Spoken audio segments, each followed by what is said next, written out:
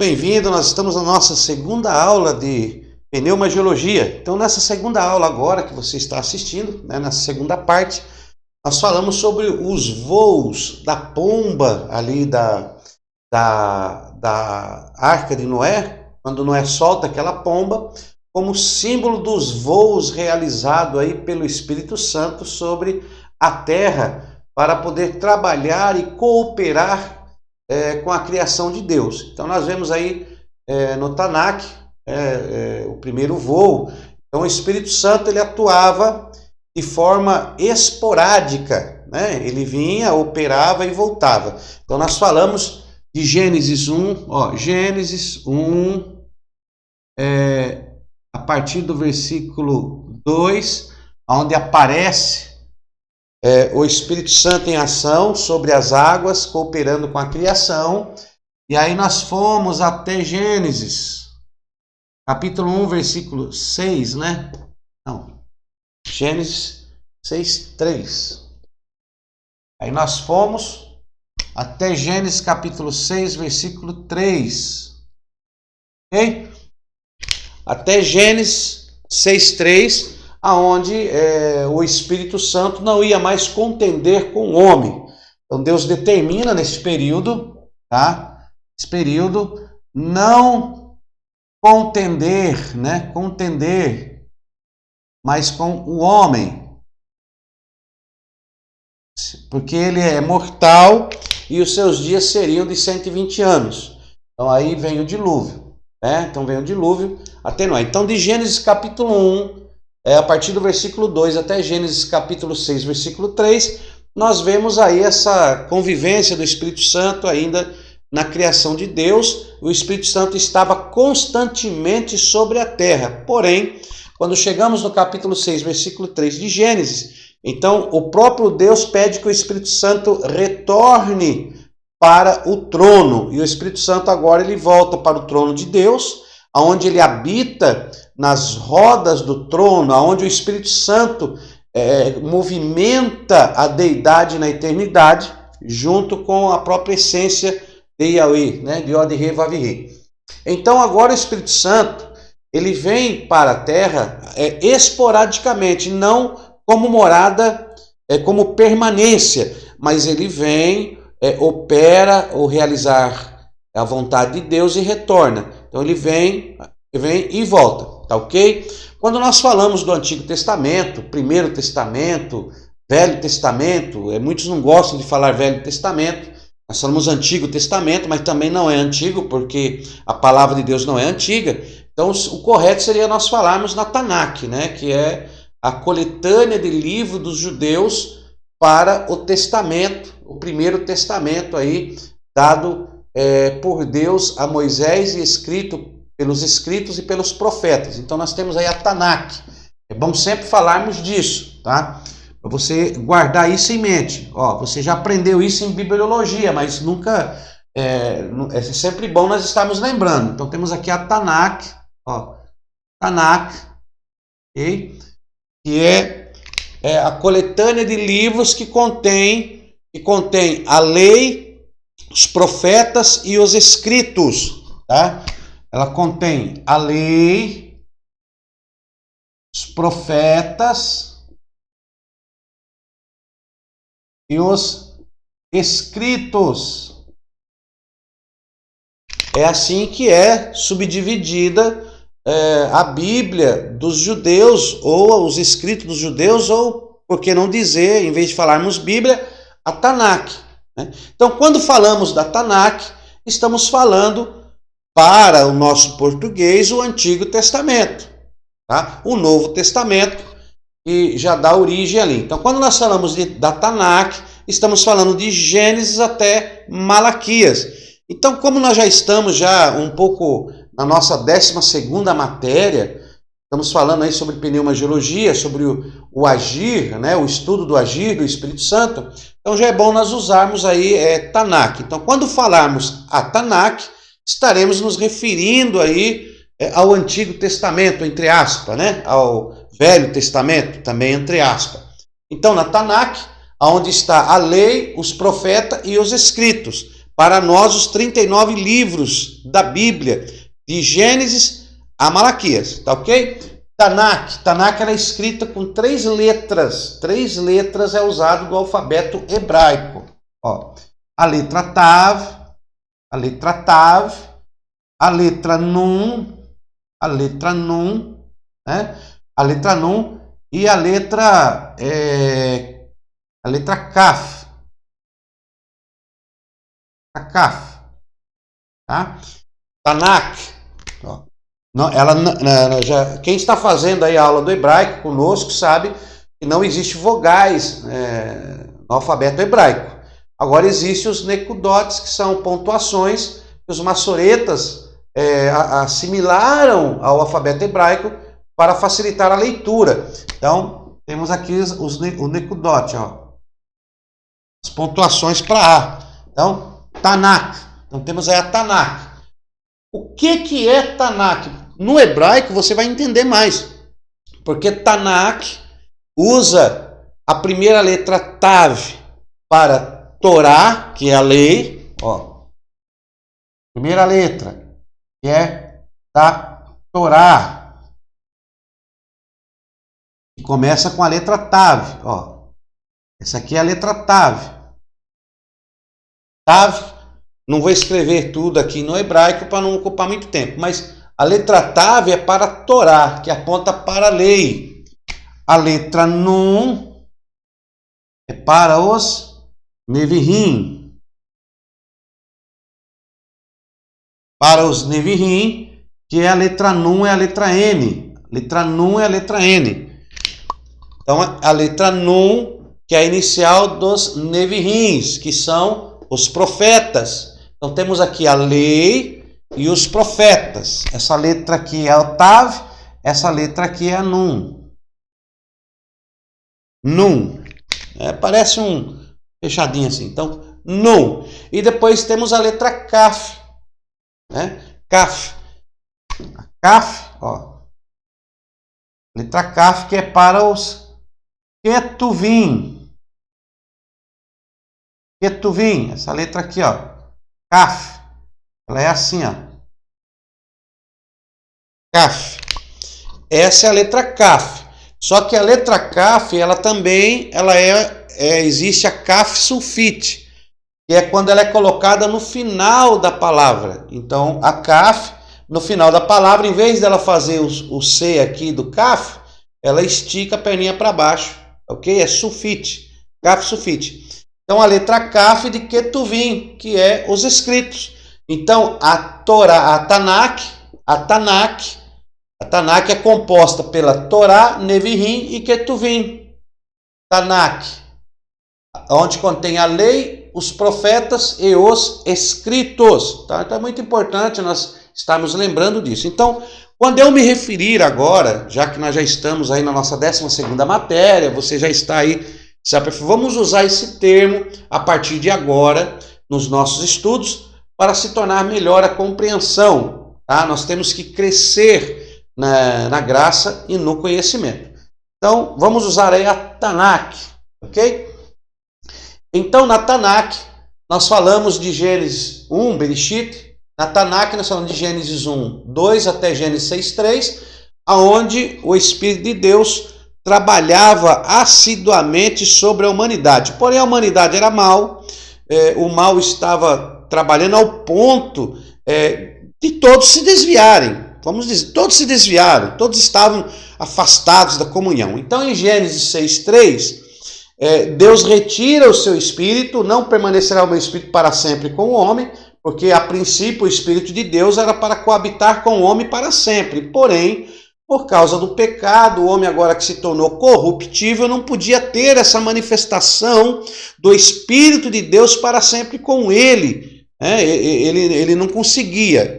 Então Deus retira e diz: os seus dias serão mortais, serão de 120 anos. Onde nós falamos já na aula passada sobre esses 120 anos. Muito bem, aí vem o dilúvio. Então temos aqui o dilúvio, o reset da humanidade, e aí se salva Noé e sua família. Aí temos então os voos da pomba na arca para o início de uma nova história. Então uma nova fase estava se iniciando.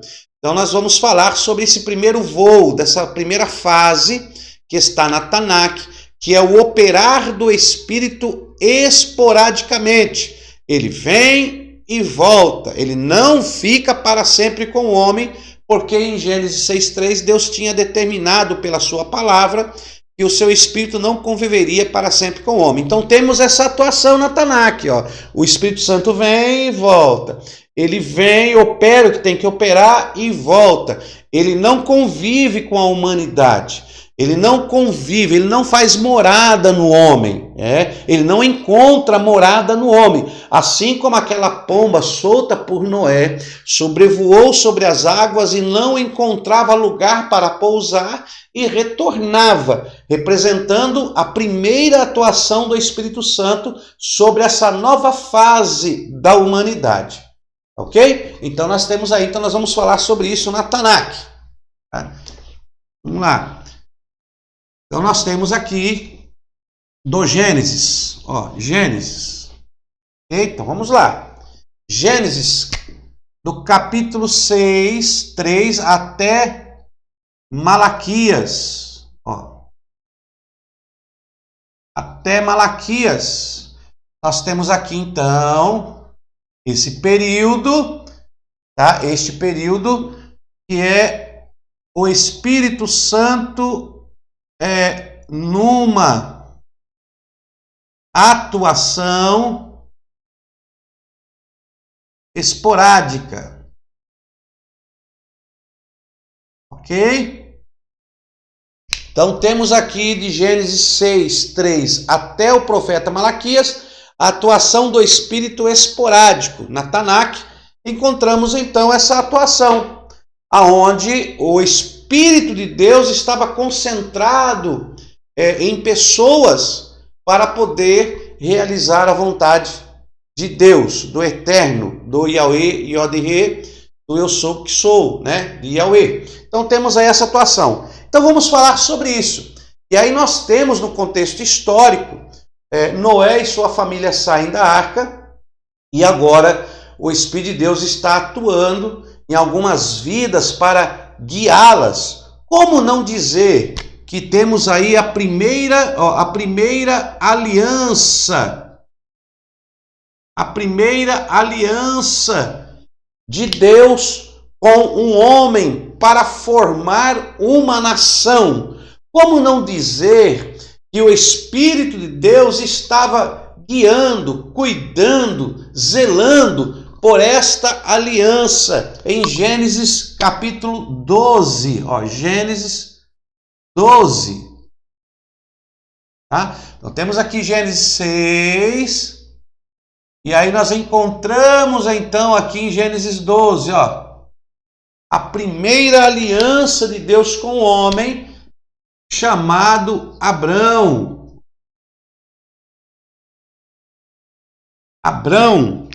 Então temos aí a primeira aliançada com este homem por nome de Abrão. É muito interessante, deixa eu pegar aqui para você, para passar isso aí para você. E nós temos aí o Abrão, né? Abrão, que significa pai exaltado. Pai exaltado. E Deus faz uma aliança com Abrão. No original hebraico, como que nós escrevemos Abrão? Como é que se lê Abrão? Olha, se lê Avram. Então se escreve assim, ó, nós temos aqui Abrão, ó. Temos aqui o Aleph, né? É o Aleph, aí temos o Vet, o Resh, ó, o Vet, o Resh, Avram, e aí temos aqui no final o Mensufit, Avram.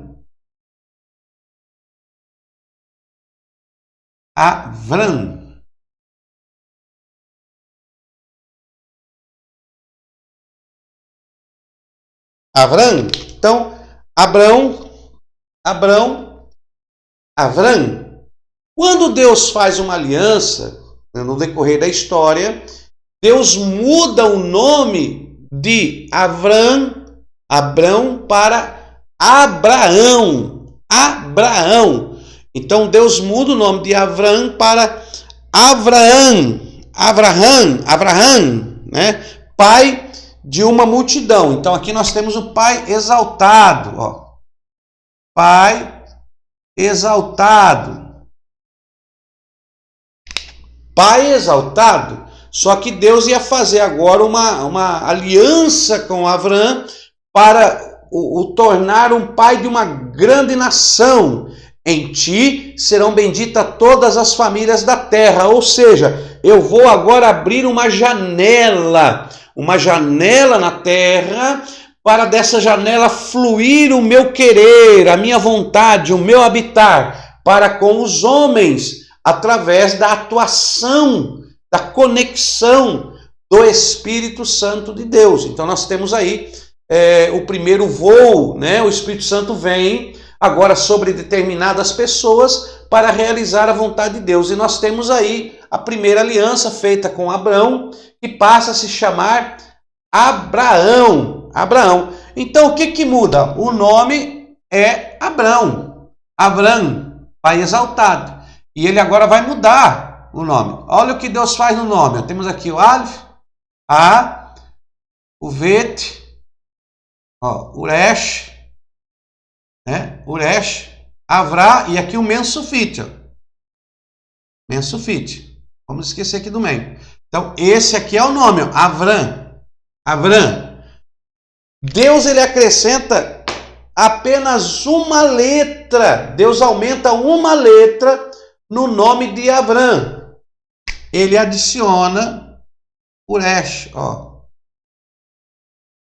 Ele adiciona o Re. Esse Re. Olha aí. Esse Re. Uma pontuação para A, tá? Mas aí não precisa nem da pontuação, né? Mas vamos pôr a pontuação aí. Ó. Então fica... Como que fica? Não era Avrão? Era Avrão. Aí fica Avrá, Avrá, é isso aqui. O Aleph, o Vet, o A, o V, aqui o Resh, que é para R, com a pontuação para A, Avrá. Só que aumentou aqui, então fica assim, ó. Vamos colocar aqui o M. Ó. Avrão. Só que ele coloca o Re. Então fica aqui o Re com pontuação para A. Então ele aumenta isso aqui, ó. Então Deus aumenta de Abrão para Abraão. Ele adiciona na língua portuguesa um A, né? Abraão. Que significa Abraão? Já significa pai de multidão, ó.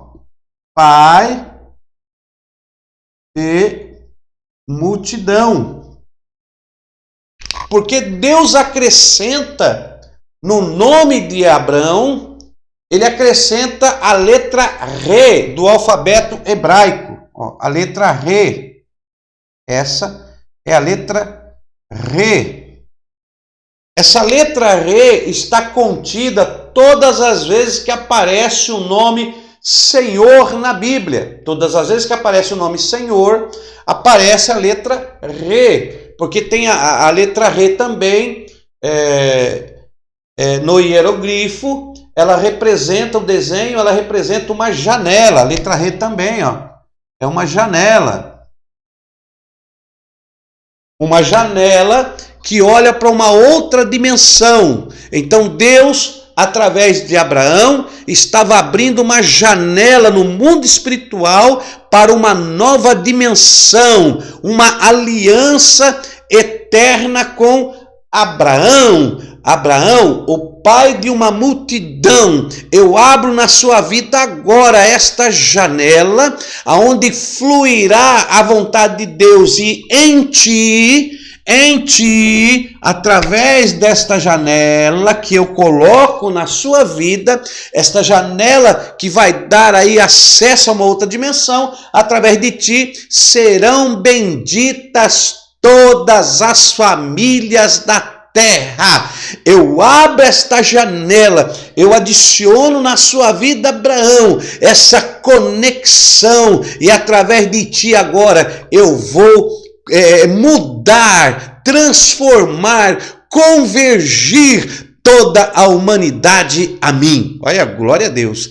Então, quando nós vemos isso aqui no original, nós vemos o atuar de Deus. Então, havia uma unção espiritual decretada por Deus, e aqui o Espírito desce, porque o Espírito seria essa conexão. O Espírito de Deus ia atuar através deste rei, desta janela, para poder operar aí milagres. Então vemos isso acontecendo, tá? Então Deus firma aliança com Abraão, e aí depois se torna a Abraão. E aí tem Sara também, que Deus muda o nome de Sara, mas não vamos entrar nesse contexto. Eu quero falar apenas do Espírito Santo na Tanakh, de Gênesis a Malaquias, nessa atuação aonde ele descia e atuava. Por quê? Porque nós vamos ver no segundo voo, quando entrarmos aí no Novo Testamento, através do Evangelho, que está registrado nas Escrituras, quando entrarmos no Evangelho, nós vamos ver então essa atuação, esse voo que no ramo da oliveira, que é o segundo voo da pomba, com o ramo de oliveira. Então nós vamos ver esse voo sobre Cristo, e Cristo agora detém todo o poder, toda a ação concentrada do Espírito de Deus sobre a sua vida, e por isso ele operava coisas grandiosas. Mas vamos deixar isso para a próxima aula. Então olha aí, então vamos voltar aqui na Tanakh, onde estamos falando acerca do mover do Espírito nesta aliança aqui. E aí, tudo bem? Então vamos lá. Vamos continuar aqui. Então deixa eu dar uma apagada aqui, né? Então vamos falar sobre essa ação do Espírito sobre estas vidas dessas pessoas que foram aí convocadas, né? Escolhidas pelo Yod-Heh Vav-Heh, pelo Yahweh, para essa operação extraordinária. Então nós temos aqui Abraão, né? Como não falarmos aqui também de Isaac, Jacó, Jacó também.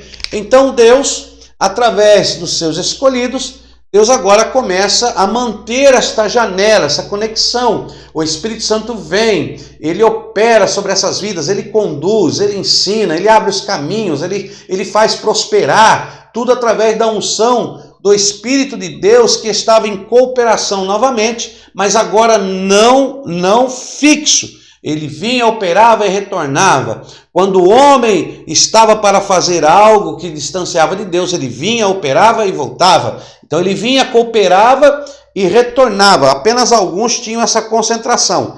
E aí nós temos aqui Jacó. De Jacó sai Israel, né? A nação Israel, e aqui ele tem um filho, e esse filho é José, né? José tinha essa atuação, então o Espírito Santo passou a atuar sobre estes homens, conduzindo, né? Ele não morava, ele não fazia morada com os homens, ele atuava e retornava para o trono. Quando Deus determinava, eles desciam novamente. Então ele atuava por períodos. Então, por exemplo, José foi para o Egito. José foi parar no cárcere. Conhecemos a história. Então, aqui agora temos a atuação do Espírito de Deus sobre José. José tinha essa concentração. Gênesis 41, Gênesis 41, 8. Vamos abrir a Bíblia lá? Olha aí, vamos ler aqui. Gênesis capítulo 41, e o versículo 8. Só para você entender essa atuação, né? Olha aí. 41, versículo de número 8, quando o faraó tem um sonho, tá? O faraó tem um sonho, e aí ninguém consegue interpretar esse sonho, tá? Ninguém consegue interpretar esse sonho. José, ele está lá no cárcere, né? Aí o padeiro e o copeiro, você já sabe a história. E aí no capítulo 41 e o versículo 8, Olha o que diz o texto da palavra de Deus. Pela manhã, o seu espírito estava perturbado, pelo que mandou chamar todos os adivinhadores do Egito, todos os seus sábios. Faraó contou-lhes o seu sonho, mas não havia quem os interpretasse, porque ninguém tinha a manifestação do Espírito de Deus. Então o Faraó tem um sonho, ele fica perturbado e não tem ninguém que interpretasse esse sonho. Então nós vemos aí que o homem, sem o operar do Espírito de Deus, ele não consegue entender o mundo espiritual, por mais que ele tente. O Faraó chamou os feiticeiros, chamou ali todos os encantadores, os magos, mas ninguém conseguia interpretar o seu sonho. Por quê? Porque ninguém tinha essa conexão espiritual. Porém, José estava lá, no cárcere. Olha aqui, José, em Gênesis 41. Opa, 41. Agora vamos ver então no capítulo 41, vamos para o versículo número 38. Ó, 38. 41, 38. Olha o que diz o texto. Então no 8, eu estou lendo por partes, irmão, porque não dá para nós fazermos leitura de tudo. Eu só quero falar dos pontos, porque nós temos muita coisa para falar e eu quero te dar a entender essa operação do Espírito na Tanakh, de Gênesis a Malaquias. Então olha aqui, ó. Ele trabalhava esporádico. É muito bom nós termos essa compreensão.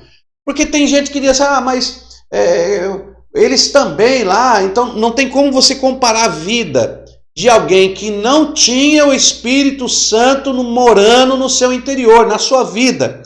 Por isso, no Antigo Testamento se necessitava dos profetas, porque os profetas tinham a concentração, a presença, a manifestação, a cobertura do Espírito de Deus para trazer aos homens a vontade de Deus, porque ninguém podia ter o Espírito de Deus, somente algumas pessoas. Então é muito bom você entender essa atuação do Espírito Santo na Tanakh, essa atuação do Espírito Santo nesse período de Gênesis até Malaquias. Quando entramos no Evangelho, que nós vemos o período do ministério de Cristo, aí o Espírito Santo operava na oliveira. Agora, hoje não, o Espírito Santo ele opera na vida de todo aquele que nele crê, né, que vai ser preparado para a vida eterna. Então vamos lá. Então temos aqui José. Olha a concentração em José. Gênesis 41, 38. Olha o que diz o texto aí. Gênesis capítulo 41, versículo número 38. Olha aí, 38. Perguntou, pois, Faraó a seus oficiais: acaso acharíamos um homem como este, em quem haja o Espírito de Deus? Porque Jacó é trazido, Jacó revela, e ele fala: por acaso nós acharíamos alguém como este, em que haja nele o Espírito de Deus? Então José era um escolhido e o Espírito de Deus estava sobre ele. Então, quando José necessitava, o Espírito de Deus vinha sobre ele por promessa, por aliança de Deus com Abraão. Então Abraão, ele recebeu de Deus o rei, a janela, a abertura para a dimensão espiritual, a conexão, o caminho estava na descendência de Abraão, e agora José, o primogênito de Abraão com Raquel, ele tinha essa conexão. Então Deus tinha essa conexão. Algumas pessoas, por promessa, tinham essa conexão. E nós não vamos nem tratar do nome José no original, que José também aponta para Jesus. O nome José no original é o mesmo que Jesus, Yeshua, Yeshé. Então vamos deixar esse original para lá, porque vai dar muito pano para manga e nós temos que correr com a nossa aula, e eu tenho que te passar pelo menos o básico para você ter essa ideia, esse conceito. Então eu quero formar um conceito para você, aluno, que está estudando sobre pneumagiologia, sobre pneumatologia, sobre também paracletologia, esse conceito do atuar do Espírito de Deus. Por quê? Porque estudar por completo, conhecer por completo, nós não vamos conhecer. O Espírito de Deus vai além de nossas compreensões. O Espírito de Deus é algo no mundo espiritual que a compreensão nossa é muito pífera, muito pequena. Mas nós podemos, através do antropomorfismo, do antropopatismo, através de darmos sentimentos humanos, de darmos aí aparência humana para algo que não tem, só para que o nosso raciocínio possa tentar compreender. Então, quando nós falamos algumas coisas, estamos falando na dimensão do homem, na compreensão do homem. Mas quando nós falamos de Elohim, quando nós falamos de Yahweh, quando nós falamos de Yeshua, nós estamos indo além da nossa compreensão humana. Então, nem tudo você vai conseguir entender. Tem coisas que, meu irmão, é coisa de louco. Estudar isso é coisa de doido. Você já está lendo a Bíblia, ler a Bíblia e crer, essa é coisa de doido. É só para quem tem essa conexão. É só para quem tem esse mover do Espírito. Porque Paulo já escreveu lá em 1 Coríntios, olha, no capítulo 1, no capítulo 2, primeiro, se me falha a memória, ele já escreveu dizendo: o homem natural não pode compreender as coisas espirituais. Aqui, ó. 1 Coríntios, ok, 1 Coríntios. Isso aqui é coisa linda, meu irmão. É coisa extraordinária. Ó, vamos lá ver. 1 Coríntios. Eu vou lhe mostrar. 1 Coríntios, capítulo 2, versículo 14. Ó, 1 Coríntios, capítulo 2, versículo 14. Olha o que Paulo escreveu aqui, ó. Ora, o homem natural não compreende as coisas do Espírito de Deus. O homem natural não compreende o Ruach de Yahweh, de Elohim. Não compreende, o homem não compreende. Tá? O homem não compreende, pois lhe parecem loucura e não pode entendê-las. Por que que ele não pode entendê-las?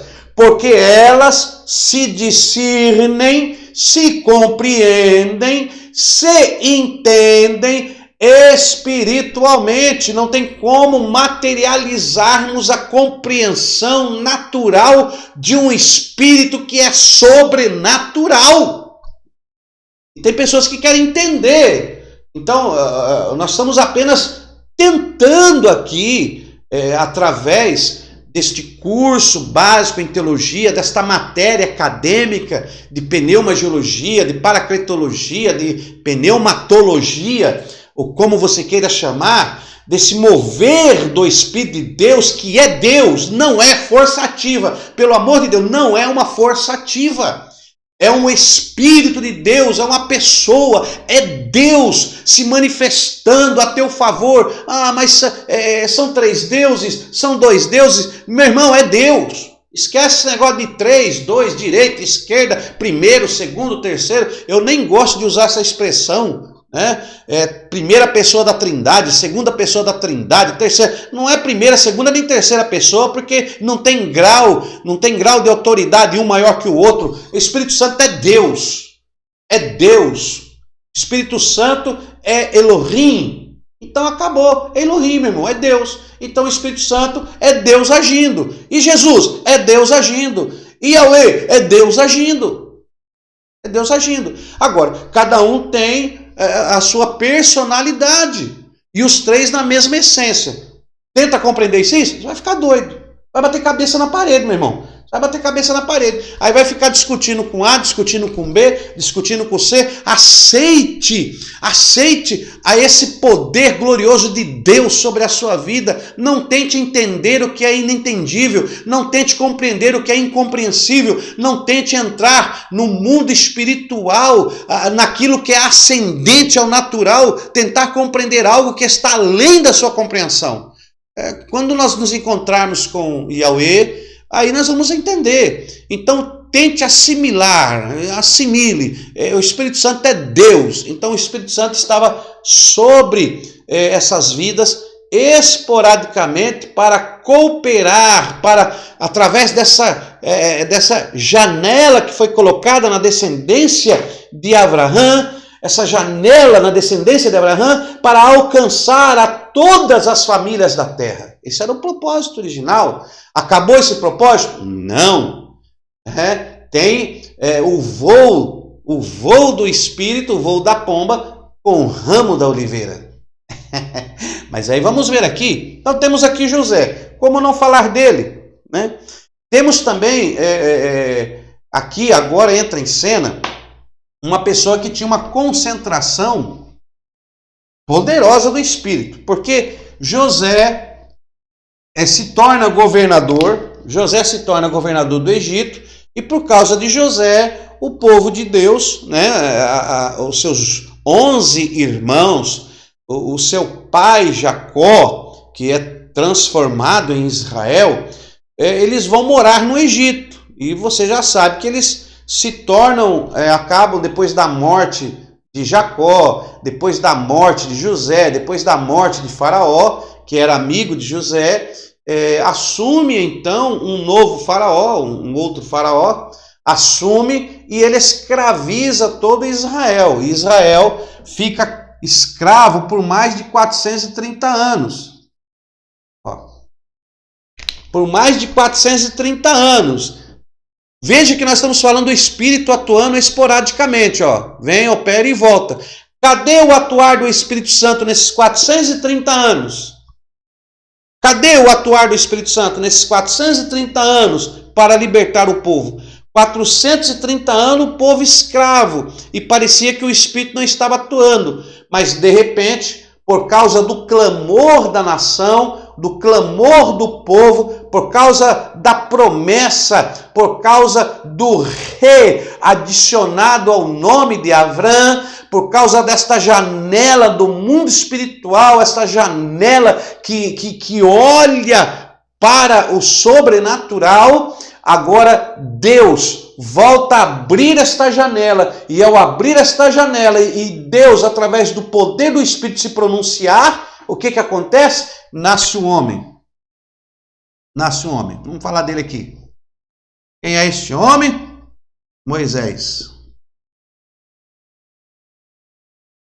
Nasce este homem Moisés, 40 anos, criado no Egito, cheio do conhecimento, sabedoria pelo rei, e a Bíblia diz que esta janela da descendência se abre na vida de Moshe. Não vou nem escrever no original, porque se nós for analisar Moshe no original, é coisa tremenda, mas faça o curso de hebraico, meu irmão. Nos procure, faça o curso de hebraico. Então, Moisés tinha a concentração do Espírito sobre ele. A atuação do Espírito de Deus sobre Moisés. Não em Moisés, sobre Moisés. Agora, mais um voo. Vem o Espírito, aquele voo esporádico. Depois de 430 anos, vem o voo. Esse mover do Espírito é coisa extraordinária. Abra sua Bíblia em Êxodo. Êxodo 31. Deixa eu mostrar isso aqui. Êxodo capítulo 31. Abra sua Bíblia aí. Êxodo capítulo 31.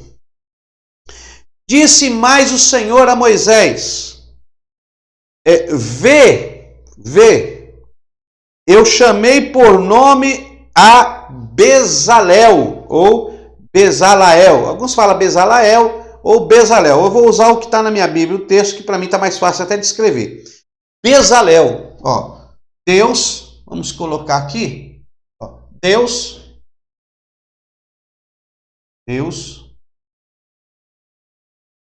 fala a Moisés, separa Moisés. Separa quem? Êxodo 31, Bezalel.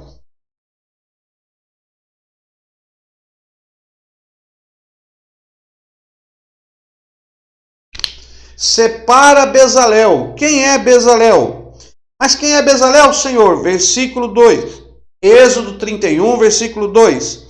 Separa Bezalel, filho de Uri, filho de Ur, da tribo de Judá. Filho de Uri, filho de Ur, da tribo de Judá. Ó, filho,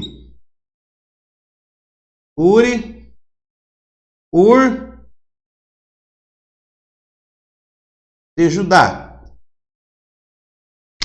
Havia uma conexão, uma janela gloriosa na descendência de Eudá, né? Havia uma conexão, por quê? Porque de Judá veio o próprio Deus, é a linhagem do próprio Deus na pessoa de Yehoshua, né? Yehoshua HaMashiach.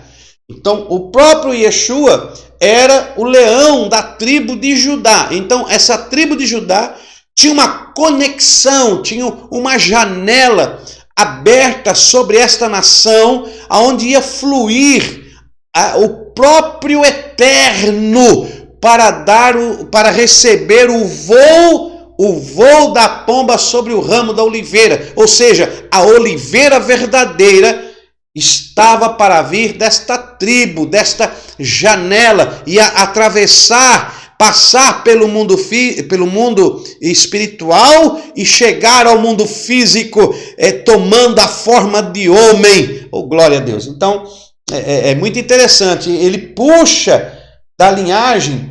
Deus diz para Moisés pegar desta linhagem Bezalel. Eu não quero entrar em contexto judaico agora. Bezalel.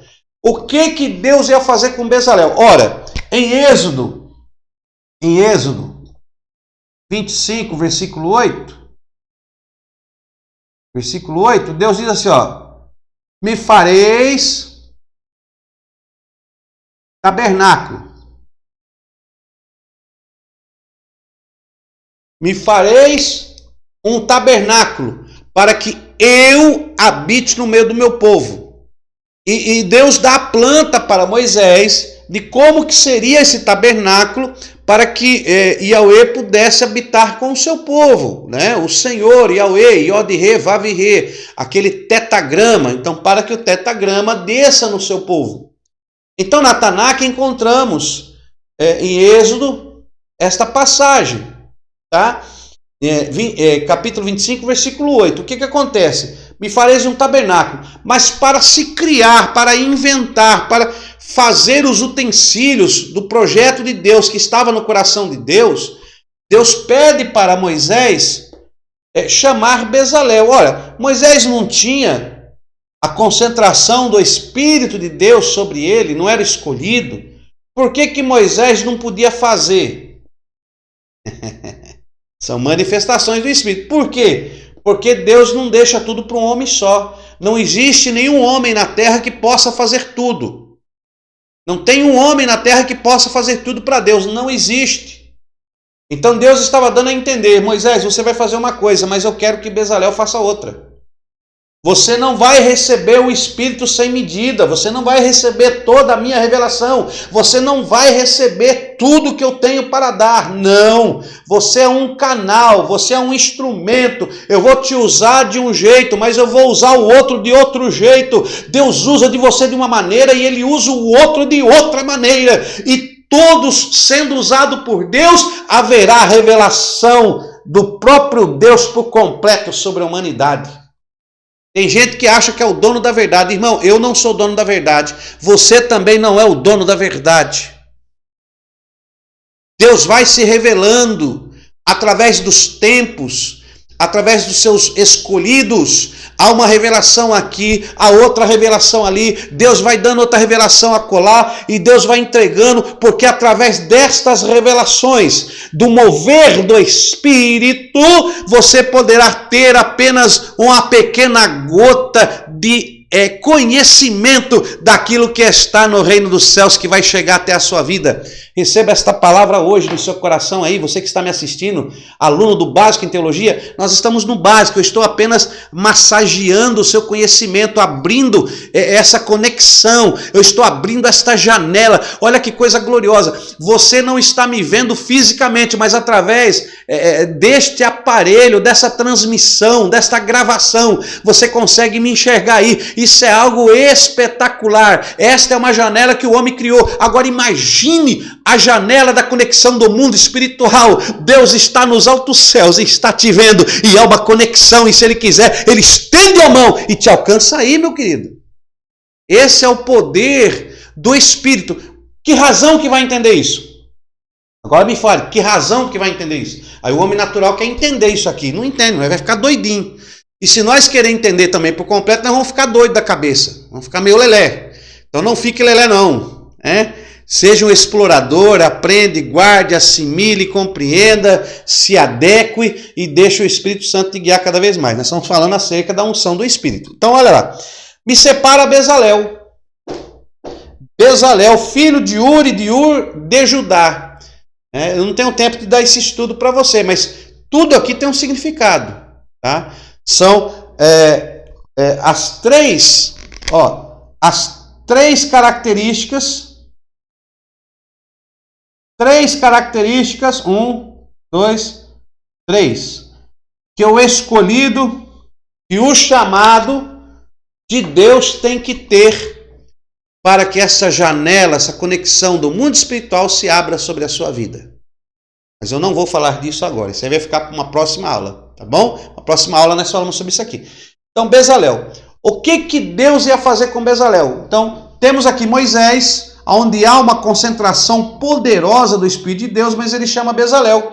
Olha aí o versículo de número 4. Olha aí. Capítulo 31, versículo 3. Nós lemos o 2. Versículo 3. Eu enchi do Espírito de Deus. Ou encheu do Espírito de Deus, ó.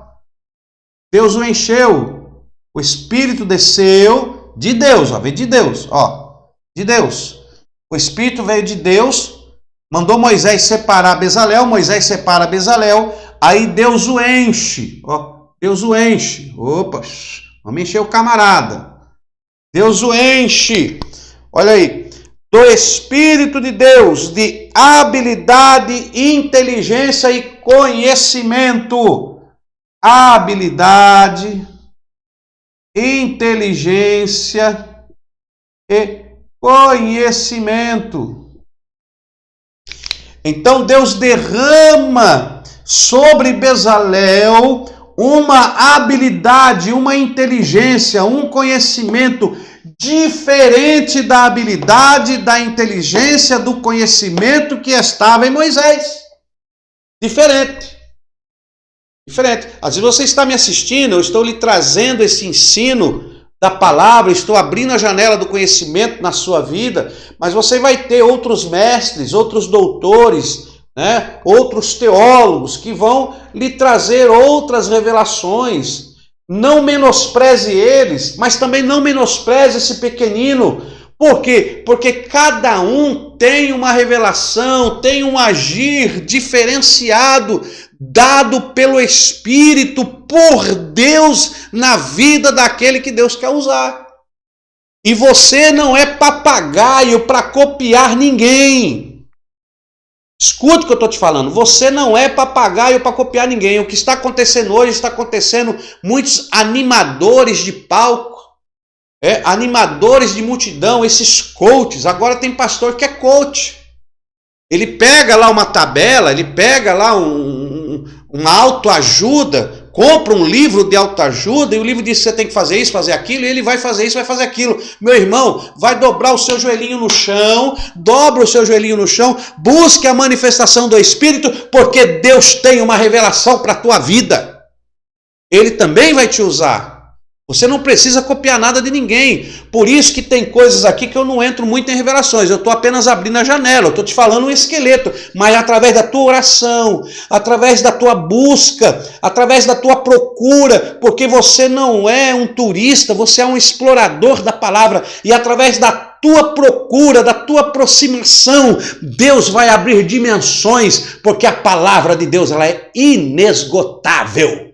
É uma fonte viva. Inesgotável. Tá me entendendo? Então, ó, vá assimilando aí. Tem hora que eu sou tranquilo, tem hora que eu sou meio doido mesmo. Então, ó, vá assimilando aí. Bezalel. Deus habilita, Deus derrama. Então, o Espírito de Deus vem sobre Bezalel. E aí, Bezalel constrói, meu irmão. Ele inventa. Ele mexe com o ouro ali, ele começa a trabalhar, e ali, aí ele faz a Arca da Aliança, ele faz o propiciatório, ele prepara a bacia. Imagine quem estava vendo ele trabalhar, mas rapaz, o camarada tem uma sabedoria. Quem ensinou ele? Quem ensinou? Quem ensinou? Aí um dizia, foi Deus. Foi Deus. Foi Deus. Deus abriu a janela no mundo espiritual, abriu um caminho sobre Bezalel. O Espírito de Deus fez a conexão. E quando Deus faz uma conexão com o homem, uma conexão com a mulher, meu irmão, se prepare, a tua vida nunca mais será a mesma. Muitos vão olhar para você e vai dizer, não vai para lugar nenhum. Você vai dizer, eu vou. Muitos olham e dizem, não dá em nada, isso aí é pequenininho. Essa faculdade aí, e eu vi nascer. Pode ter visto nascer, pode ter visto do jeito que for. Meu irmão, se Deus está no negócio, se Deus tem um propósito, ela vai alcançar horizontes que nenhum outro pode alcançar. Porque o trabalhar é de Deus, não é competição. Eu não estou competindo, quem sabe mais, quem sabe menos. Não, meu irmão. Eu estou te passando o pouco que Deus me dá. E você vai se aperfeiçoar com outras pessoas. Vários doutores, mestres da lei, aonde você irão aprender a palavra, vários profetas, apóstolos, missionários. Deus tem um mundo de operários. Deus tem aí no mundo milhares e milhares de virgens que estão compradas, pagas pelo sangue do Cordeiro para atuarem em favor da noiva do Cordeiro de Deus. Aleluia. Coisa gloriosa. Então temos aí Bezalel, que tinha essa atuação. Então o Espírito Santo, ele trabalhava nessa atuação. Agora, a glória, o mover do Espírito que estava sobre Moisés era coisa gloriosa. Tá? Era coisa gloriosa. Vamos ver aqui, ó. Você vê tão poderosa. Abra a sua Bíblia aí em Números. Ó. Números, capítulo 11, versículo 16. Capítulo 11, versículo 16. Números, vamos ver aqui, Números, capítulo 11, versículo 16. Olha aí. Olha essa concentração. Eu estou te falando na Tanakh. A Tanakh, o mover, o primeiro voo do Espírito, o iniciar de um novo período, de uma nova época, esse voo do Espírito que estava acontecendo sobre a humanidade, preparando, lapidando, trazendo as revelações, abrindo o conhecimento, aproximando o homem de Deus através dessa conexão gloriosa. Olha aí, Números capítulo 11, versículo 16. Encontrou aí? Eu vou ler para você. Disse o Senhor a Moisés. Disse o Senhor a Moisés. Ó.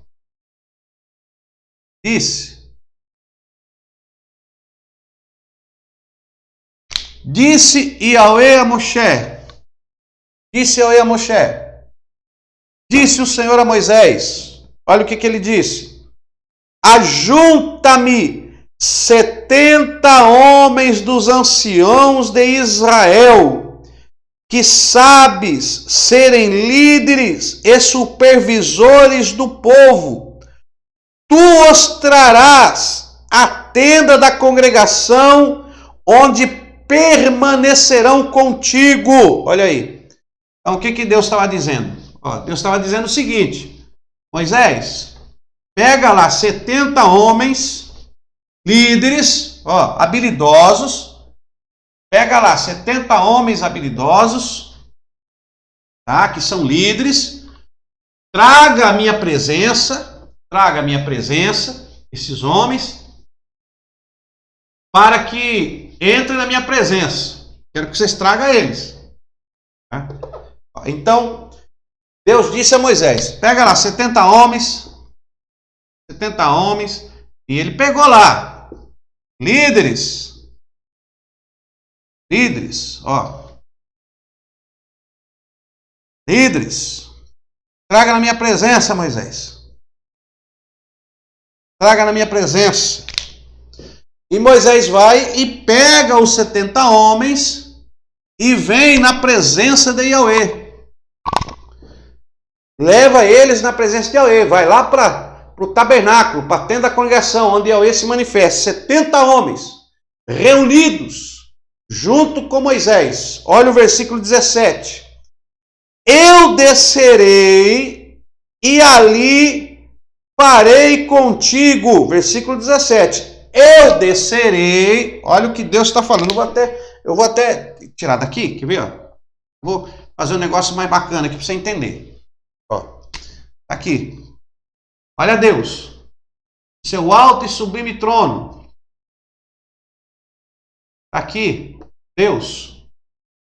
O tetagrama. Olha. Deus. Olha aí. Olha Deus. Yod, Re, Vav, He. Deus. Olha o Re, a janela. Duas janelas, hein? Janela do pai, janela do filho. Uma veio para a terra e a outra ficou lá para ter a conexão. Deixa pra lá, brincadeira, irmãos. Então lá, está lá Yahweh. Olha o que Deus disse. Moisés, ele já tinha a concentração do Espírito de Deus. O Espírito aqui já fazia uma conexão com o trono. Então aqui havia uma conexão de Moisés com o trono de Deus. O interlocutor, o porta-voz, o escolhido, o líder, o governador que agia como se fosse um rei, mas não era rei, ele exercia poder de governo. Ele tinha os 3 ofícios da Tanakh, os 3 ofícios da Tanakh estavam sobre ele, né? Ele exercia governo, a unção de rei, ele era sumo sacerdote, ele entrava no Santo dos Santos, tinha essa unção sacerdotal e também era profeta de Deus, porta-voz, ele falava com o povo, ele intercedia para Deus, ele era o interlocutor de Deus, uma concentração de glória, de poder, ele era um homem fonte da Tanakh. Homem fonte. O que é o homem fonte? Ele era o poço espiritual. Quando você vai no lugar deserto, não tem água.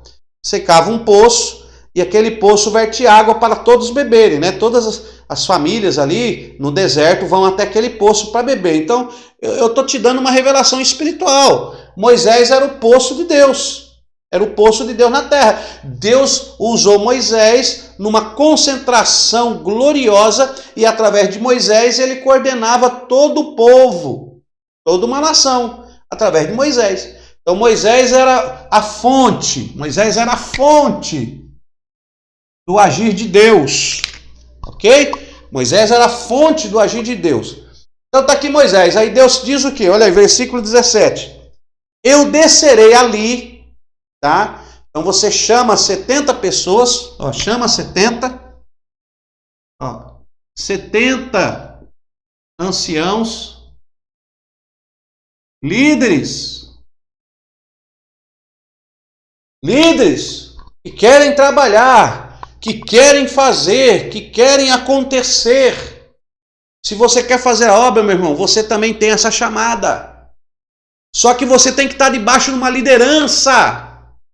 Você tem que estar debaixo de uma liderança. Você pensa que eu estou voando aqui, irmão? Pensa que eu estou voando? Eu sou presidente de uma faculdade? Não, meu irmão. Eu sou ligado a uma convenção. Eu tenho um presidente que eu me aconselho. Eu tenho alguém que está sobre mim. E essa outra pessoa tem outra que está sobre ela. E se chama liderança. Se você não consegue ser liderado, você nunca vai liderar. Olha, se eu não me sujeito a ninguém, ninguém se sujeitará a mim. Se eu não obedeço a ninguém, ninguém vai obedecer ou entender o que eu estou falando. Então, se você quer ser respeitado, você tem que respeitar alguém.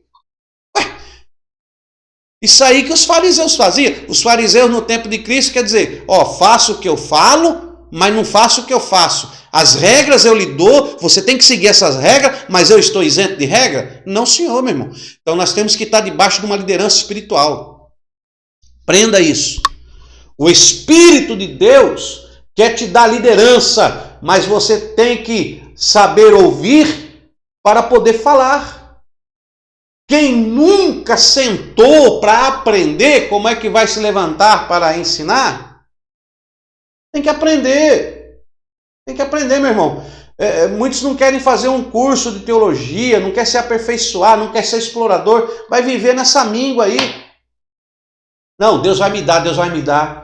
Tem pessoa que diz assim, não, eu só obedeço a Deus. Eu não tenho nada com o homem. Já está errado. O próprio Deus humano fala que nós temos que respeitar as autoridades, que toda autoridade é instituída por Deus, quanto mais uma autoridade espiritual. Haja com respeito, respeite para você ser respeitado. Então chega, senão daqui a pouco eu não estou pregando. Eu já estou pregando, né? Vamos lá. Hoje eu estou sentindo uma unção extraordinária aqui, viu? Hoje o ambiente aqui está propício e digo mais, se você estiver sensível ao Espírito de Deus neste momento, ao assistir essa videoaula, comece a sentir, porque o Espírito de Deus que está operando aqui através desta aula, mesmo sendo gravada, sendo ao vivo, não sendo ao vivo, ela te alcança, porque Deus não está preso ao tempo terreno. Deus não está preso ao cromos da terra. Deus ele é atemporal. Então não importa se essa aula é gravada, se você está assistindo depois de 4, 5 dias, 20 dias, 1 ano, 2 anos, 10 anos. A palavra de Deus ela é viva, eficaz, ela transcende o tempo e ela te alcança no período certo, na hora certa, no momento certo, e ela está te alcançando aí agora. Glória a Deus. Então temos aqui Moisés, tá? Um homem fonte da Tanakh. Um homem fonte da Tanakh que recebeu uma concentração gloriosa da presença de Deus. Aí Deus diz, olha, me junto 70 anciões, líderes, tragam a minha presença porque eu vou descer. Moisés, eu vou descer, Moisés. Eu vou descer. Olha aí, a primeira vez você vê Deus falando aqui, ó. A primeira vez não, né? Que Deus já tinha descido. Mas você vê Deus falando novamente, eu vou descer. Eu vou chegar aí. Eu vou me colocar no meio de vocês, Moisés. Olha aí. Versículo número 17. Eu descerei ali e farei contigo. Olha o que eu vou fazer. Ele diz assim, tirarei do Espírito que está sobre ti e porei sobre eles. Olha, irmão, Deus não podia mandar o Espírito pousar sobre eles? Como ele fez com Bezalel? Deus não podia encher eles? Como fez com Bezalel? Podia. Deus não encheu Bezalel? Deus falou para Moisés, Moisés, me traga Bezalel. Ó, Bezalel. Me traga Bezalel. E Deus encheu ele. Ok? Por que Deus não podia encher? Podia, só que Deus estava dizendo o seguinte, olha, vocês vão estar debaixo de uma autoridade espiritual chamada Moisés, que eu escolhi, que eu estabeleci, e a minha unção está sobre ele. Ele é a janela que eu abri, o caminho para que vocês recebam a presença. E ele fala, eu vou descer e tirarei, olha o que Deus está fazendo, tirarei o Espírito que está sobre você. Olha que coisa gloriosa, e colocarei sobre eles, ó, saindo de Moisés, ó, sobre eles, ó, sobre cada um, ó, E todos eles, foram cheios, cheio, cheio do Espírito, todos eles, abundantemente, gloriosamente, misteriosamente. A unção que estava sobre Moisés foi repartido entre 70, meu irmão, 70. E você pensa que secou a fonte não secou não. Foi sobre os 70 e a fonte ainda está jorrando. Oh glória, a concentração, o Espírito de Deus. Aqui, irmãos, Moisés era o canal. Olha que coisa linda. Eu descerei e ali falarei contigo. Tirarei do Espírito que está sobre ti e porei sobre eles. Eles te ajudarão a levar o fardo do povo para que tu não os leve sozinho. Eles te ajudarão. Eu darei para eles, Moisés, tirarei de você para que eles te ajudem. Olha aí. Eles receberão de ti para que eles possam servir a ti. A lei da reciprocidade. Deus está dizendo, eu vou tirar de você para que ele saiba que ele só tem por tua causa. Porque se Deus desse para eles, talvez ia pensar, Deus me deu. Não tenho mais que depender de Moisés. Deus me deu. Deus estava dando a entender, irmãos, que para governar uma nação, para que haja um governo, para que haja um ministério abençoado, tem que haver essa reciprocidade. Tem que ser recíproco. O seu líder vai trazer as bênçãos espirituais para a sua vida, porque Deus o escolheu para ser líder, e você receberá dele, obedecendo a ele, você também será um líder, e isso vai se espalhar, e serão todos um só corpo, que é chamado corpo de Cristo. E Cristo é a cabeça. Deu para entender? Então, isso aqui é coisa espetacular. Então temos aqui um homem-fonte da Tanakh, Moisés. E olha o que Moisés realizou, né?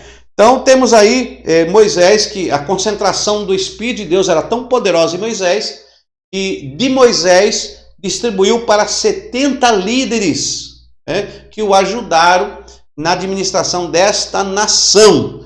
Então você precisa estar junto com uma liderança, uma cobertura espiritual, para que isso também flua na sua vida, ok? Também não só Moisés, mas nós temos também aí Elias, né? Depois temos Elias, que tinha uma concentração sobrenatural. Depois de Moisés, nós sabemos que o Espírito Santo, depois da morte de Moisés, né?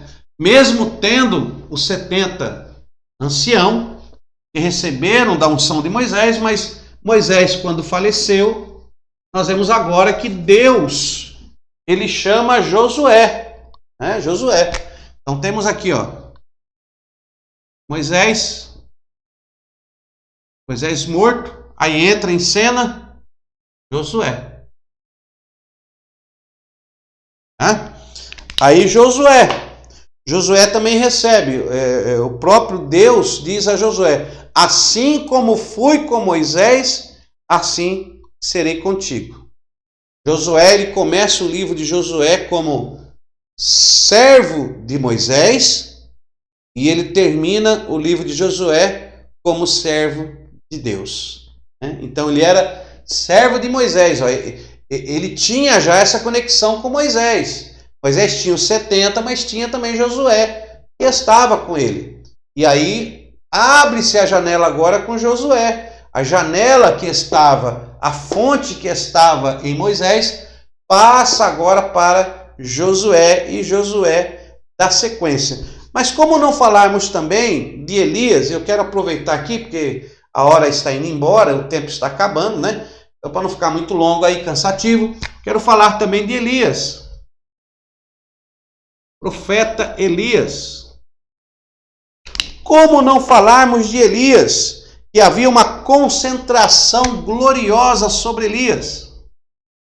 Esse profeta, porta-voz de Deus,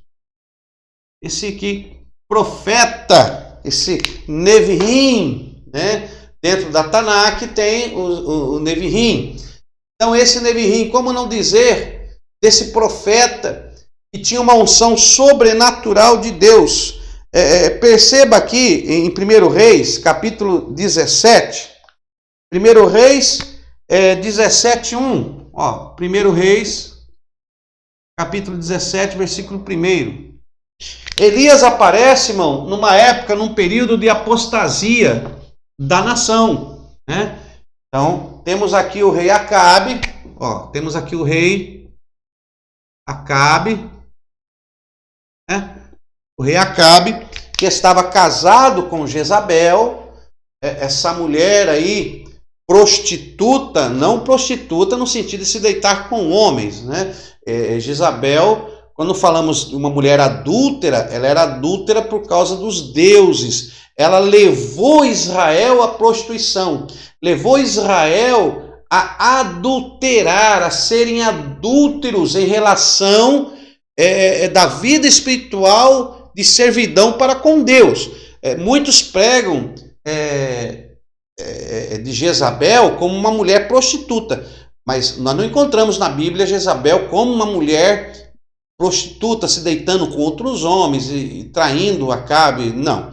Jezabel, quando diz que Jezabel era adúltera, uma mulher adúltera, prostituta, é em relação à religião, em relação ao próprio Deus. Ela levou a nação a se prostituir após outros deuses, tá?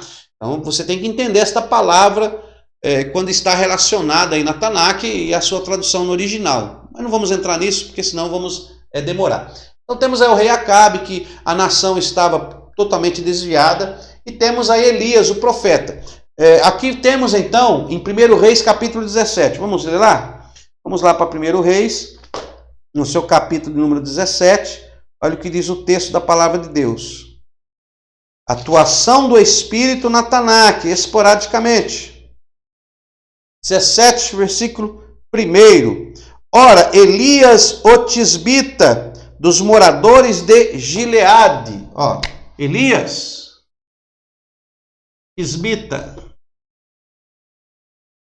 Elias o tisbita, dos moradores de Gileade.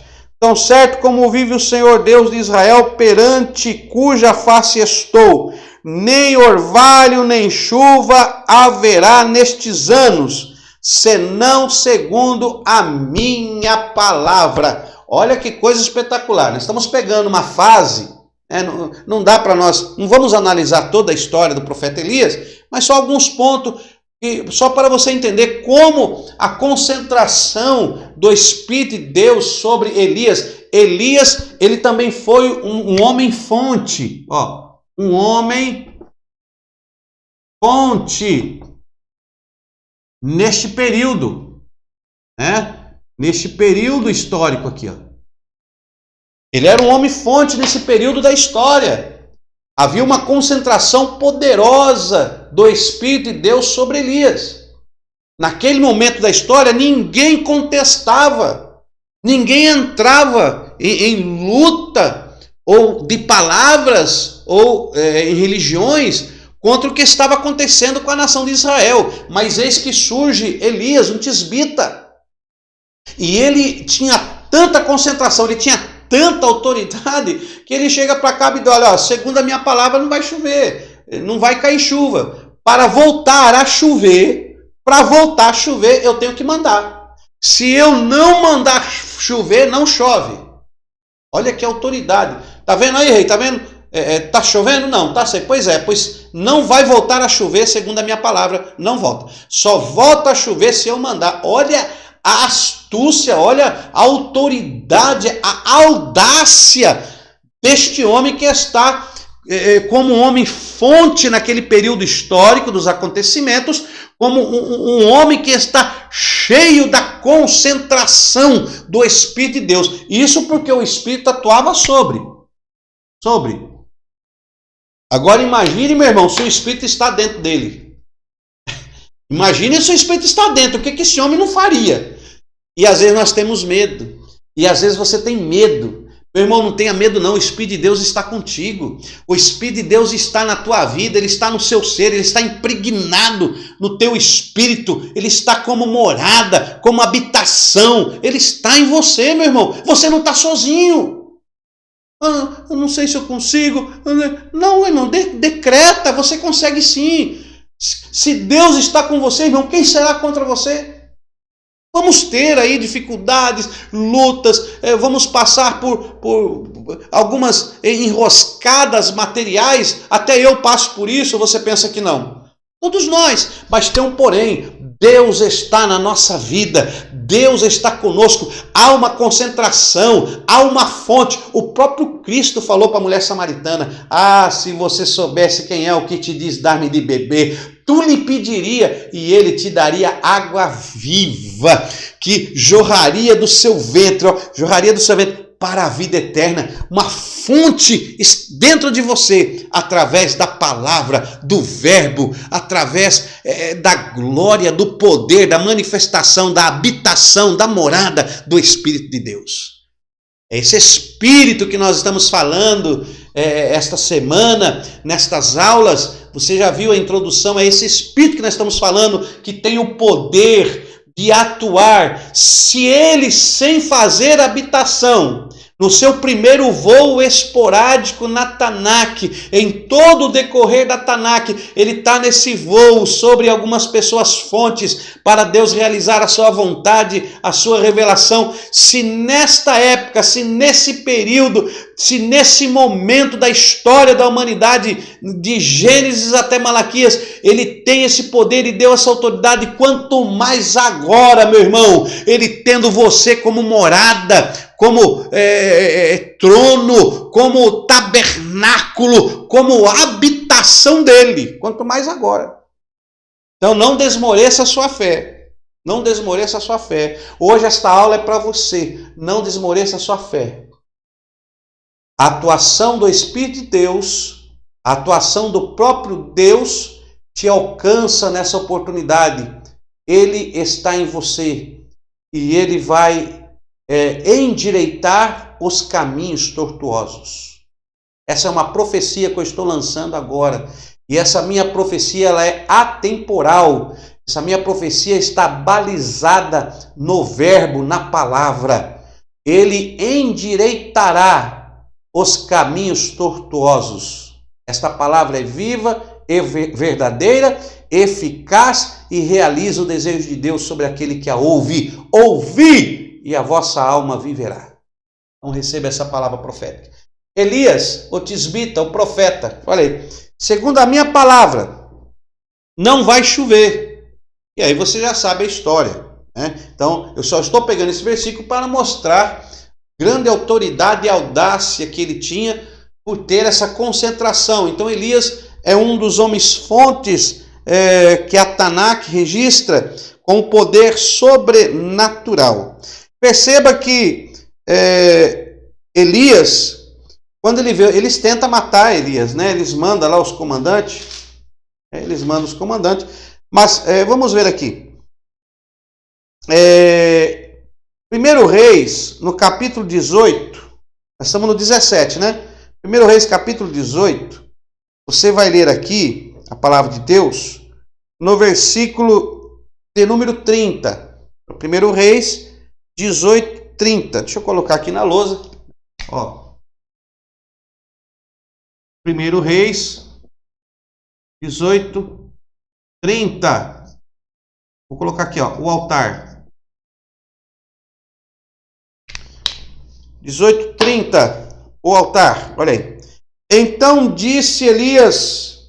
Elias disse a todo o povo: chegai-vos a mim. Todo o povo se chegou a ele. E Elias reparou o altar do Senhor que estava em ruínas.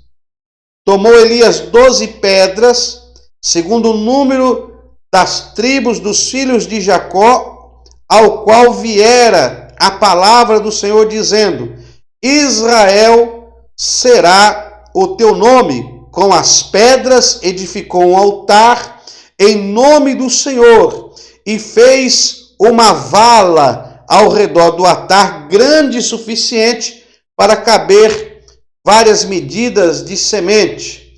Armou a lenha, dividiu o novilho em pedaços e colocou sobre a lenha.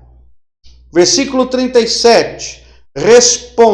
Responde-me, Senhor, que Elias começa a clamar. Ele molha de água, molha tudo, mas vamos correr aqui. Responde-me, Senhor, para que este povo conheça que tu, Senhor, é Deus e que fizeste retroceder o seu coração. Versículo 38. Então caiu fogo do Senhor e consumiu o holocausto, a lenha, as pedras, o pó, ainda lambeu a água que estava na valeta ou na vala. Perceba aí, meu querido, que ele faz um altar, né? Ele faz um altar para Deus e começa a clamar. Bom, esse período que nós estamos lendo aqui, tinha que ler o capítulo todo para nós entendermos, mas simplificando aqui, Elias aqui, ó, ele lança um desafio, ok? Aos profetas Baal, ok? O povo de Deus estava se distanciando de Deus por causa de Acabe e de Jezabel. Jezabel tinha 450 profetas de Baal e mais 400 profetisas lá, enfim, não quero entrar em detalhes agora, que senão a aula vai ficar muito grande. E o povo está em verdadeira apostasia. E Elias, este homem fonte, com essa concentração, porque quem tem a concentração, quem tem aí esta água viva, essa fonte de água viva, ele não se contenta em ver as coisas encaminhando para a destruição. O povo de Deus estava caminhando para a destruição. E quem tem essa chama viva não consegue ficar calado. Ele tem que se pronunciar. E Elias vai até então Acabe, reúne todos os profetas, reúne todo mundo, tá? E faz então essa observação. Fala, gente, vamos fazer um desafio. Então vamos ver quem é o Deus verdadeiro. Se é o Deus Baal, se é o Baal Zefon, ou se é o Deus único, o Deus verdadeiro, Yod-Heh Vav-Heh. Então vamos fazer um desafio. E é feito esse desafio. E ele diz o seguinte: vocês vão fazer o altar de vocês, vocês vão clamar no altar, e o Deus que responder com fogo, esse é o Deus verdadeiro. E aí então entra em cena, tá? Todos os profetas, tá aqui no capítulo de número 18, tá bom? Todos os profetas, tá aqui, capítulo de número 18, ó, versículo 21. E Elias chegou a todo o povo e disse: até quando vacilareis entre dois pensamentos? Se o Senhor, ó Deus, segui, mas se Baal, seguiu. Mas o povo não lhe respondeu nada. Então Elias disse ao povo: só eu fiquei dos profetas do Senhor, mas os profetas de Baal são 450 homens. 450 homens profetas de Baal. E aí ele fala dos novilhos, tal. E disse Elias aos profetas de Baal: escolhei para vós novilho, preparai também o sacrifício. Versículo 25. Versículo 26, eles tomaram o novilho que fora dado, prepararam, então invocaram o nome de Baal, de manhã até o meio-dia, dizendo: Baal, responde-nos. Mas não houve resposta, ninguém respondeu, e saltavam ao redor do altar que tinham feito. Quando chegou ao meio-dia, versículo 27, ao meio-dia Elias começou a zombar deles, dizendo: clamar em alta voz, pois ele é Deus, talvez esteja pensando, ou comendo alguma coisa, ou estava dormindo, e aí ele começa a brincar com eles, né? Assim eles clamaram, passou meio-dia, então Elias disse a todo o povo: chegai-vos a mim. Todo o povo chegou a Elias, e Elias agora reparou o altar. Bom, eles fizeram um altar, adoraram a Baal, Baal não respondia, tá? E tinha aqui mais 400 profetas de Azerá, não era só 450 profetas, era 450 profetas de Baal e uns 400 profetas de Azerá. Depois você lê aqui, Elias desafiou mais ou menos aí, irmãos, 850 profetas. Mais ou menos 850 profetas ali de outros deuses estavam clamando, e apenas Elias, apenas Elias. Então não importa o número das pessoas que são contra você. O que importa é quem está ao teu lado. E nesse caso, Deus. Aí veja bem, ele repara o altar. Muitas revelações de Elias, mas eu quero falar hoje, e nós encerrarmos esta aula com o altar de Elias. Olha aqui, ele reparou o altar, Elias, ok? Ele prepara o altar. Ele repara o altar. Repara. Para ele clamar a Deus, para que Deus respondesse com fogo, para que Deus respondesse com fogo no altar que Elias estava preparando para clamar, uma coisa chama a atenção. E até o momento da história, eu tenho certeza que você nunca viu. Tenho certeza que você nunca viu. Mas aparece agora a primeira vez na Tanakh em que um altar é condicionado 12 pedras. Olha aí. Versículo 31. 1 Reis, capítulo 18, versículo 31. Tomou Elias 12 pedras. Tomou Elias 12 pedras, segundo o número dos filhos das tribos de Israel, ou de Jacó, a qual viera a palavra do Senhor dizendo, Israel será o seu nome. Então, Elias pega uma pedra, 2 pedras, 3 pedras, 4 pedras, 5 pedras, 6 pedras, 7 pedras, 8 pedras, 9 pedras, 10 pedras, 11 pedras, 12 pedras. 12 pedras. E coloca sobre o altar. Essas pedras representavam aqui, nesse altar, representavam Israel. Israel, que era Jacó. Jacó, que era o detentor do rei, que era o detentor do rei de Abraham.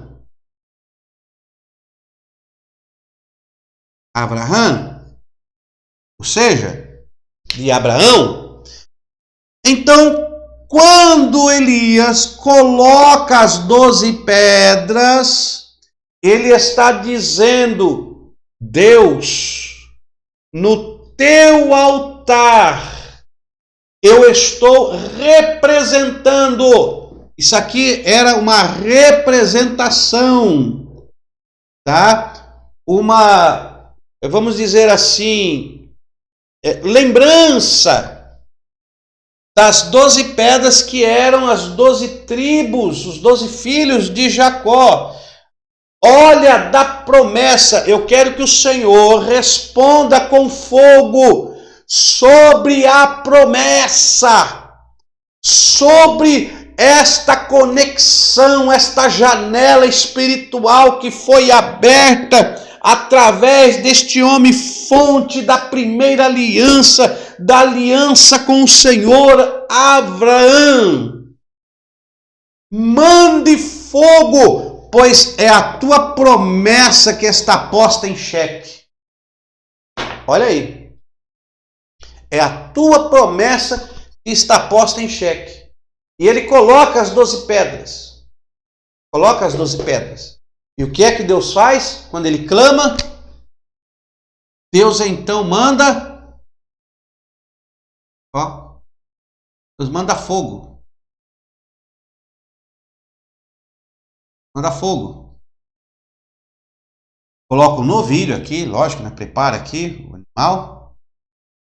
E Deus manda fogo. Responde. Deus está dizendo para Elias: Eu respondo, porque eu responsabilizo pela minha palavra.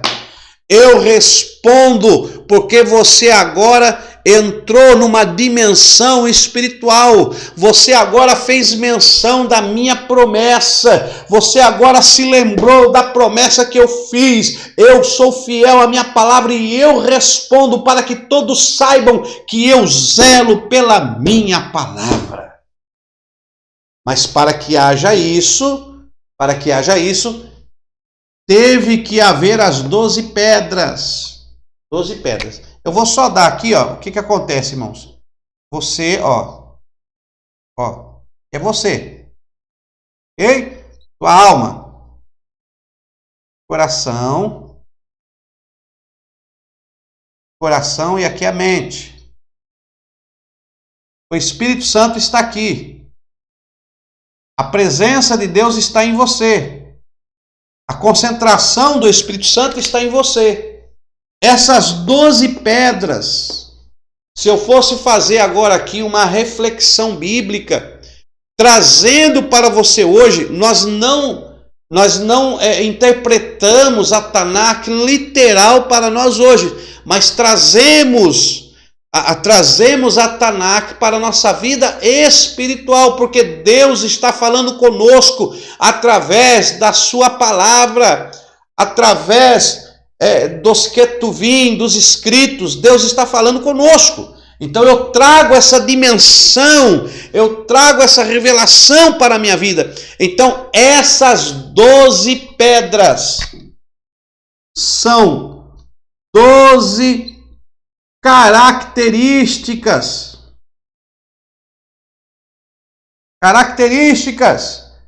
que eu tenho que ter no meu altar,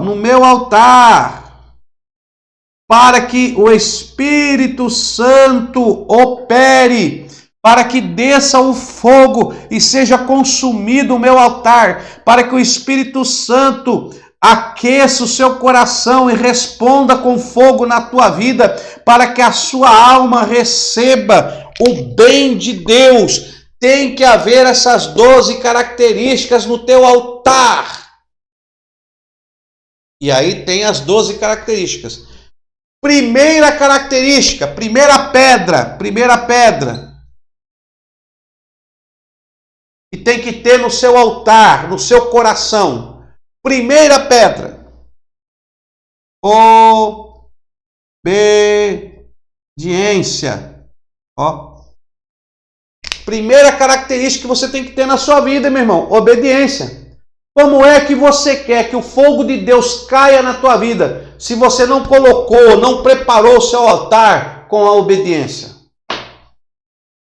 Como que você quer ser um dos homens fontes do agir do Espírito se você não tem obediência? Primeiro ponto, obediência. Obediência. Eu vou colocar aqui, irmão, não vai dar tempo, tá? Mas depois nós entramos nisso aqui. Então, eu vou colocar aqui, ó. Então, primeiro, obediência. Segundo, então nós temos aqui, você tem que ter, ó, obediência, santidade, fidelidade, ó, santidade. Terceiro, fidelidade. Quarto, quinto, sexto, vamos colocar aqui. São as pedras espirituais, características que você tem que ter no seu coração para a hora que você clamar, para a hora que você pedir a Deus, então Deus responda na tua vida com poder e glória. Então nós temos aí, ó, obediência, santidade, fidelidade, perdão, temor, ó, perdão, temor. O que mais? Perdão, temor, vamos colocar aí, adoração. Olha aí, deixa eu apagar aqui as pedras aqui. Não vai caber, né? Adoração. Adoração, você tem que ter na sua vida. Deixa eu apagar aqui, vamos colocar aqui agora, desse lado aqui. adoração. Vamos colocar aqui, ó. 7, 8, 9, 10, 11, 12. 12 pedras. Adoração. Vamos colocar aí. Oração. Olha aí. Oração. Determinação. Ó. Oração. Determinação. Determinação. Tá? Determinação. Vamos colocar 9 aí. Verdade. Humildade. Verdade. Humildade. Olha as pedras que você tem que ter aí na tua vida, tá? Fé. Fé e integridade. Integridade. Então, meu irmão, você tem que ter essas pedras na tua vida, essas características. Quando Deus olha, quando Deus, ó, Iod Re, Vav Re, olha aqui. Quando Deus olha para o altar que está na tua vida, então quando Deus olha para a tua vida, Ele tem que encontrar em você estas características para que Ele possa operar um milagre, o poder, para que Ele possa te usar, meu irmão, como um homem fonte, como um homem que transborda a realização de Deus. Alguns homens conseguiram chegar a esse patamar. E você pode chegar também. Cristo era o mais perfeito altar de Deus na terra. O fogo e a glória que estava sobre Cristo transbordava grandemente. Eita, altar glorioso! E Cristo era um homem como eu e você, que Ele se fez homem, cheio do Espírito de Deus. Então, você tem que consertar o seu altar. Como que eu conserto o altar? Colocando estas pedras de conserto na minha vida. Então vamos colocar? Você tem coragem de colocar essas pedras? Você tem coragem de preparar o seu altar? Muitos falam, prepara o altar, mas você tem coragem? Olha aqui, ó, eu vou ler aqui o que Elias falou. Olha aí. Ó. Versículo 36. Versículo 36. Quando chegou a hora da oferta de cereais, o profeta Elias aproximou-se e disse: Ó Senhor Deus de Abraão, de Isaque, de Israel, manifeste hoje que tu és Deus em Israel, e que eu sou teu servo. Presta atenção agora. E que segundo a tua palavra eu fiz todas estas coisas. Olha aí, versículo 36, o finalzinho do 36. Manifeste que tu és Deus, e que eu sou teu servo, e que segundo a tua palavra eu fiz todas estas coisas. Que coisas? Consertou o altar, colocou todas as pedras. Então eu fiz isso aqui, Deus, segundo a tua palavra. Então faça isso, coloque essas pedras na tua vida. Primeira pedra, obediência. Coloque a obediência na sua vida.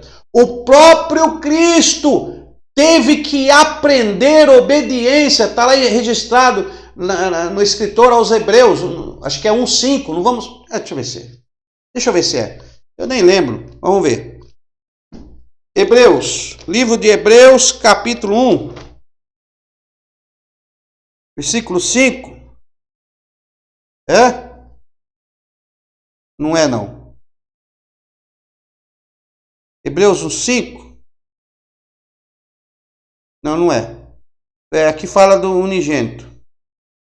Ah, não vou lembrar agora. Não vou lembrar. Tá, não vou lembrar. Mas depois, na próxima aula, eu te falo isso aí. O próprio Jesus Cristo aprendeu a obedecer. Sendo Deus, aprendeu a obedecer. Pode procurar que você vai achar isso na Bíblia. Aprendeu a obedecer, o próprio Cristo. E nós não queremos obedecer? Então você tem que pôr a primeira pedra que você tem que pôr no altar de Deus, no seu coração. Primeira pedra que tem que estar aqui no seu coração para que o Espírito Santo se manifeste é obediência. Segunda pedra, santidade. Olha, essa pedra aqui é grande. Essa terceira pedra, irmão, ela é um paralelepípedo. Não é todo mundo que carrega, não. Qual pedra? Fidelidade.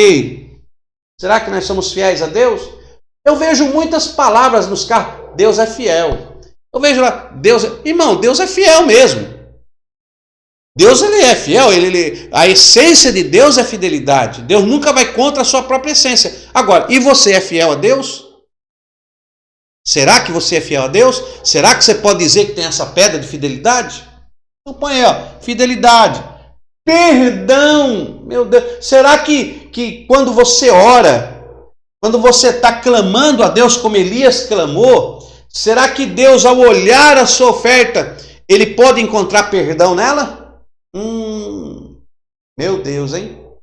Quantas pessoas que querem resposta de Deus, todas desconcertadas. Aí ficam andando mesmo de campanha em campanha. É campanha da bola de cristal de Noé. É campanha da rosa perfumada. Campanha. Por que você tem que estar atrás de campanha? Porque você não tem o seu altar diante de Deus.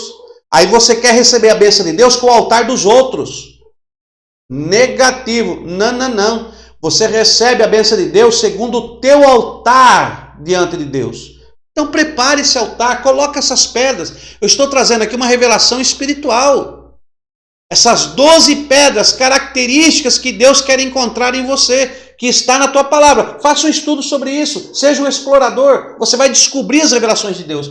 Perdão, temor, adoração, oração, determinação, verdade, humildade, fé, integridade. Não vai dar para mim falar de tudo isso. E para mim falar de tudo isso aqui, para eu te dar esse estudo sobre as pedras do altar de Elias, nós precisamos de umas 2 ou 3 aulas, né? Eu já ensinei isso em doutrina na igreja e nós levarmos aí quase um mês de doutrina, né? Quase 6 cultos, 6 aulas para falar cada aula de pelo menos 2 pedras, 2 características que Deus quer ver no teu altar para poder responder com fogo do céu. Agora eu quero te dizer uma coisa, se você preparar o altar, se você preparar a sua vida do jeito que Deus quer, que todas essas características são extraídas da palavra de Deus, de princípios da palavra de Deus.